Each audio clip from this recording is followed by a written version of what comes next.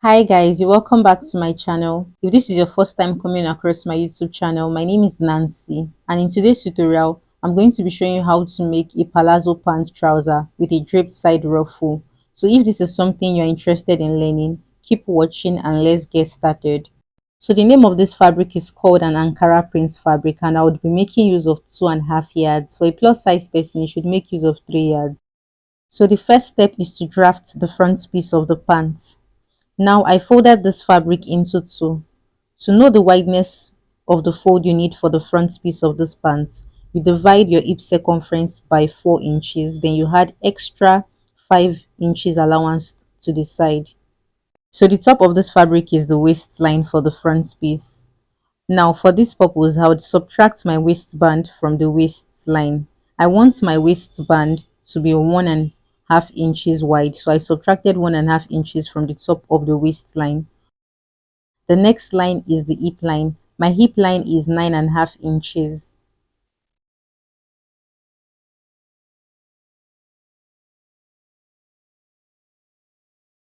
The next line is the crotch depth line. My crotch depth line is 11.5 inches.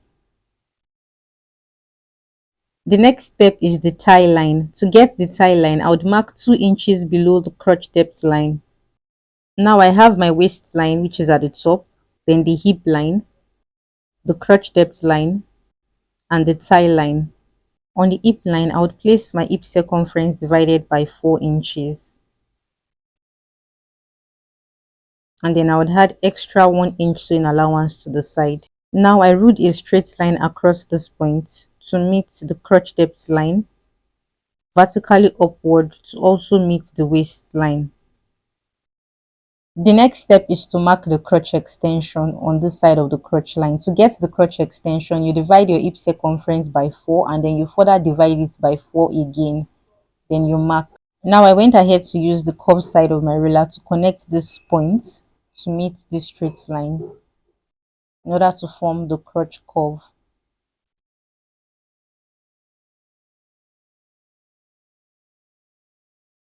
Now on the waistline, starting from this point, I would place my waist circumference divided by 4, and then I'll go ahead to add 1 inch sewing allowance to the side. So I'm also going to be including a waist dart to the waist circumference of the pant, and for this reason I would add extra 1 inch allowance to the side. The next step is to connect the hip circumference to the waist circumference. On the tie line, I would place my thigh circumference divided by 2.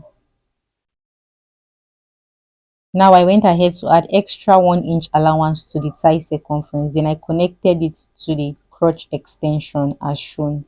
So since this is a straight pant, I placed my tape from the waistline and subtracted the waistband to mark the full length of my pants.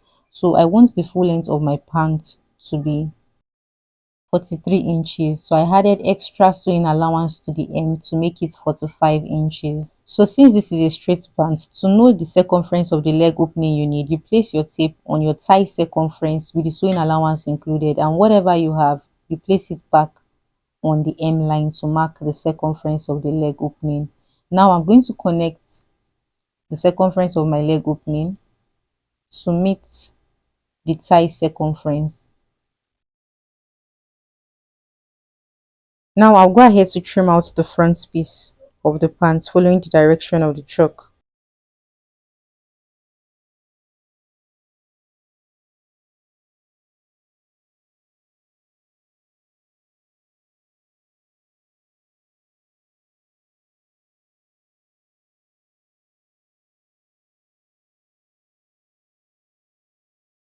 On getting to this side of the hip, I'll insert my scissors to slit the fold on this side.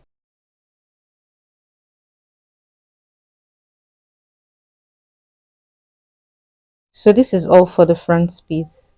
Now to make the back piece, I folded the fabric here into two, and then I placed the front piece directly on the folded fabric, making sure that the back piece is 2 inches higher than the front piece at the top.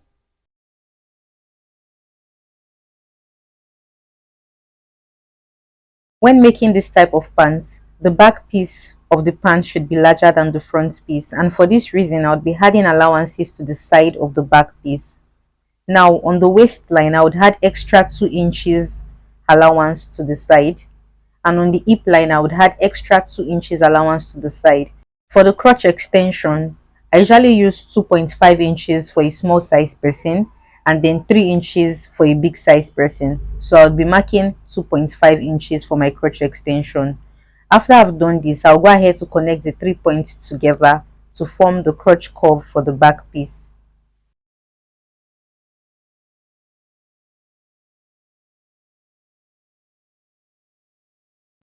So since I added 2 inches on this side, I would also add 2 inches to this other side as well, and then connect this point to the crotch extension.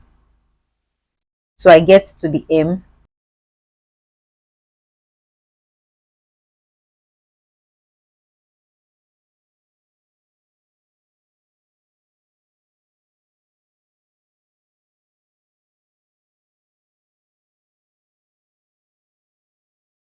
So from the center of the waistline on the front piece, I placed the tape to subtract half inch, then connected the point to the tip of the waistline on this side using the curved side of the ruler.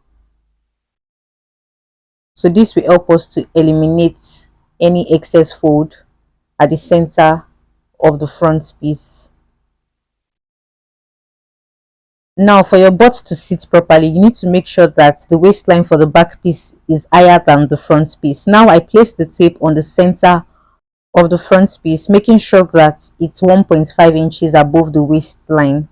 Now I'm going to connect this point together and then extend it to the end of the waistline for the front piece. So if your butt is very big, it's advisable to increase the height to 2 inches, but for a small size person 1.5 inches is very okay. Now I went ahead to cut out the back piece following the direction of the chalk.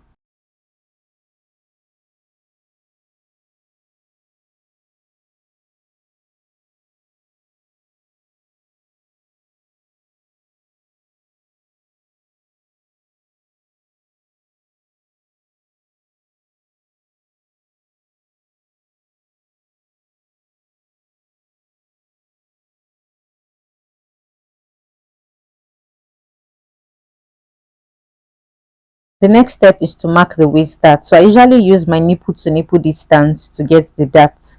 My nipple to nipple distance is 7 inches. When I divided it by 2, I had 3.5 inches. So I added extra half inch to that, which made it 4 inches. Now I placed that 4 inches on the center of the front piece on the waistline to mark, and extended that point to the upper part of the back piece as well.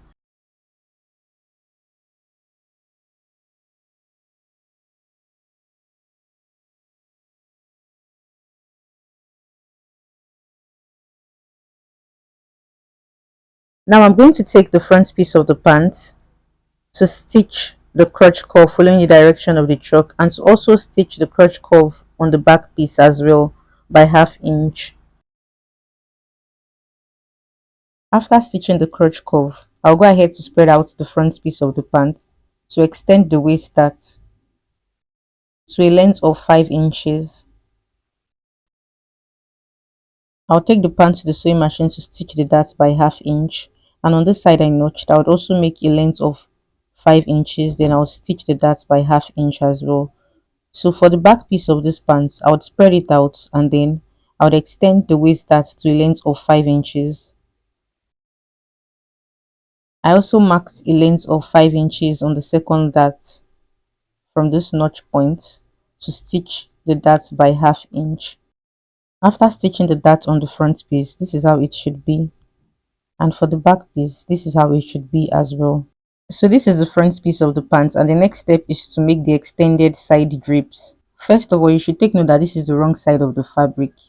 Now, for the length of this drape, I made use of the actual Ankara length fabric, which is 45 inches. And to know the wideness of the wrap you need, I would be working with my hip line measurements. So from the waistline to my hip line is 9.5 inches. And then I would multiply the 9.5 inches by 2. And altogether I have 19 inches as the width for this fabric. Now I'll take the fabric to the sewing machine to stitch the edges of the length by folding it half inch in and further folding it by half inch to this point. And on this other edge, I would also fold the edges by folding it half inch in and further folding it by half inch so I get to this end as well. After that, I would stitch the edges on the width for this side by folding it half inch in and further folding it by half inch. And for this side, I won't be making any stitching. After I stitch the edges properly, the next step is to place the fabric directly on the front piece of the pant. So this is the front piece of the pants, and the next step is to mark half inch away from the waistline. Now from this new point, I would place the tape vertically to mark my hip line, which is 9.5 inches. So both points serves as a guide in placing the fabric. So I'm going to place the top of the extension directly on the first point, and then I'll go ahead to pleat the fabric, making sure that it stops directly on the second point. So for now, I'm actually using the pins to secure the pleats.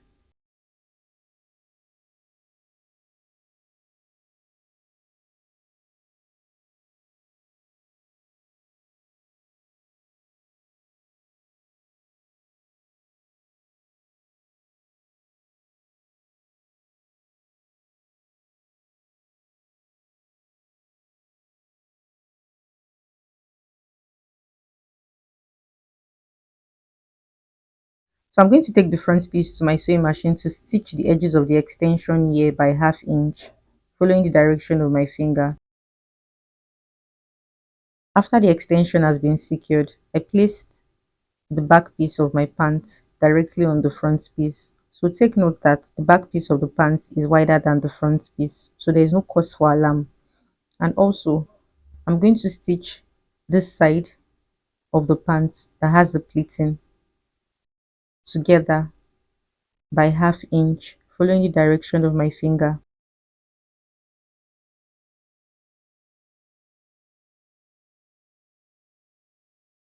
So after stitching this side of the pants, this is how it should be. Now I'm going to place the edge of the back piece on this side directly on the front piece, making sure that the edges are equal. Now to mark the zipper allowance opening, I would subtract my waistband of 1.5 inches at the top and then mark a zipper opening of 7 inches in length. Now from this point I marked, I would make a straight stitch by half inch vertically downwards to the hem of the pants. After the sides have been properly secured, I went ahead to bring out the pleated fabric through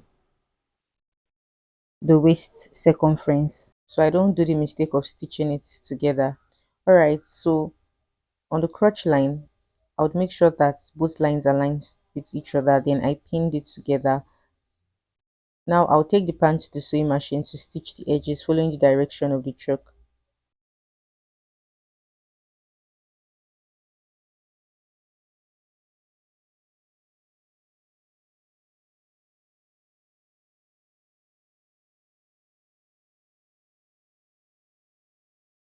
Now I turned the pant to the right side of the fabric.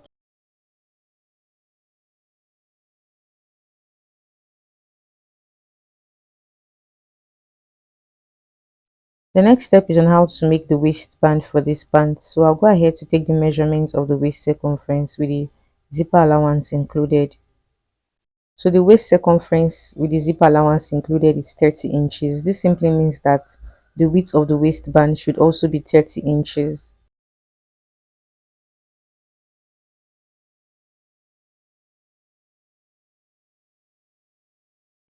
And the length of the waistband should be 4 inches. Also note that I placed a gum stay on the wrong side of the fabric and I went ahead to fold the waistband into two equally. Then I folded one of the edges of the band by half inch. And for these other edges, I'll be attaching it on the wrong side of the waistline by half inch. following the direction of my finger.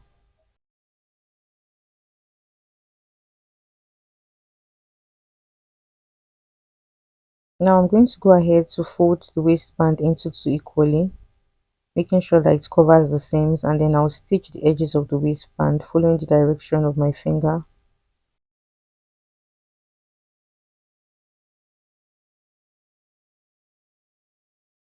The next step is to attach the zipper on the side of the zipper opening. So the zipper has been fixed, and the next step is to fold the pants from the crotch line as shown. So the reason for folding the pants this way is for me to get my exact length measurement in order for both legs to be equal.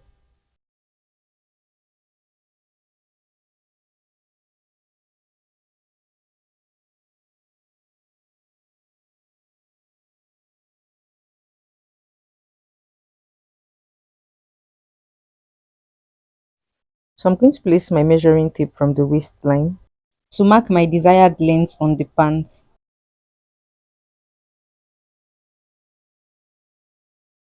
Now I'll go ahead to fold in the excess allowance at the bottom, and I'll do the same for the other leg opening as well.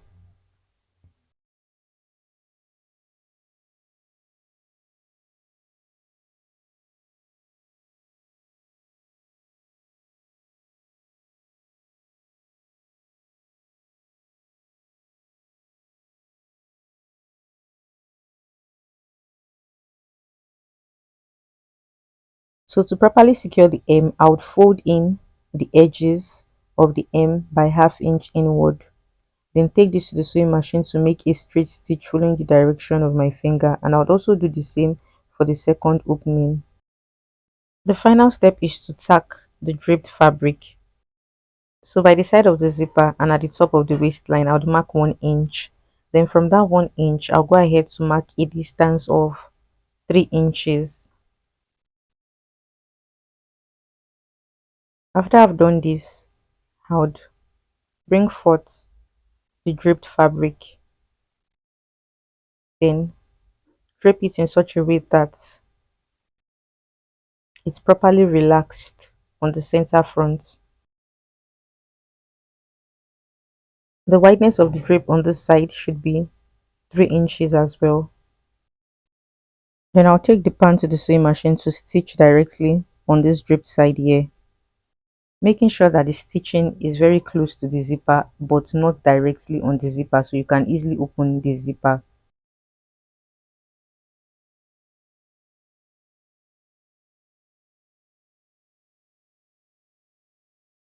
So this is the final outcome of my pants. You should give it a try, and I hope this tutorial was helpful. If you are new to my channel, please subscribe, share and like my tutorials, and turn on your notification bell to be notified when I upload new tutorials. Bye for now.